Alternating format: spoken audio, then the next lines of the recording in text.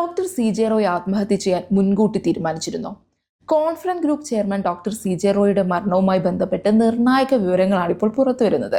അദ്ദേഹത്തിന്റെ ഡയറിയിൽ നിന്നും ആത്മഹത്യാക്കുറിപ്പിന് സമാനമായ വിവരങ്ങൾ ലഭിച്ചുവെന്നാണ് ഏറ്റവും ഒടുവിൽ മാധ്യമങ്ങൾ പുറത്തുവിട്ട വാർത്ത. വ്യക്തിപരമായ പ്രശ്നങ്ങളെക്കുറിച്ചും തൻ്റെ കമ്പനിയെ എങ്ങനെ നയിക്കണം, നിക്ഷേപകർക്ക് പണം എങ്ങനെ നൽകണം തുടങ്ങിയ കാര്യങ്ങളെക്കുറിച്ചും സൂചിപ്പിക്കുന്ന ഡയറി കുറിപ്പുകളാണ് പ്രത്യേക അന്വേഷണ സംഘത്തിന് ലഭിച്ചത്. കുടുംബത്തോട് ക്ഷമ ചോദിക്കുന്നുവെന്നും ഡയറിയിലുണ്ട്.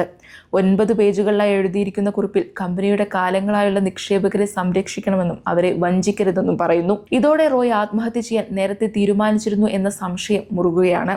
ഇടതു നെഞ്ചിൽ തോക്ക് ചേർത്ത് വെച്ച് വെടിയുതിർത്തതിനെ തുടർന്ന് ഹൃദയത്തിനും ശ്വാസകോശത്തിനും പരിക്കേറ്റ് അദ്ദേഹം തൽക്ഷണം മരിക്കുകയായിരുന്നു എന്നാണ് പോസ്റ്റ്മോർട്ടം റിപ്പോർട്ടിൽ പറയുന്നത്.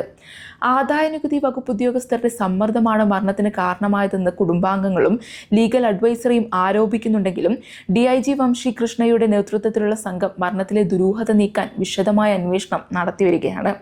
സംഭവത്തിന് മുൻപ് സഹോദരനെ വിളിച്ചതും മുൻകൂട്ടിയുള്ള തീരുമാനത്തിന്റെ ഭാഗമാണോ എന്ന് സംശയമുണ്ട്.